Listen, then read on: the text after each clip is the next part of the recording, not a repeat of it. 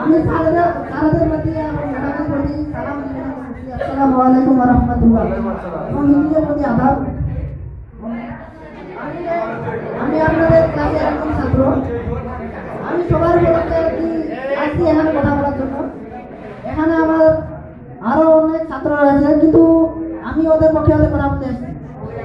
এখানে আমাদের যদি কোনো ভুল ত্রুটি হয়ে থাকে, যেমন আমরা স্কুলে প্রায় 6 থেকে শুরু করে এখন মাধ্যমিক দিতে যাব, সে পর্যন্ত যদি কোনো ভুল ত্রুটি হয়ে থাকে তাহলে আমাদেরকে ক্ষমা করে দেবেন। এবং আপনাদের প্রাণ ভরা দোয়া চাই, কিন্তু দোয়াই কিন্তু মূল। ছাত্ররা একটা যোগ্যতার যতই থাক, কিন্তু দোয়া না থাকলে কাজ হয় না। আপনাদের কাছে অনুরোধ রইল, অন্তত আমাদের কাছে দোয়া করবেন। এটা বলে আমি শেষ করতেছি।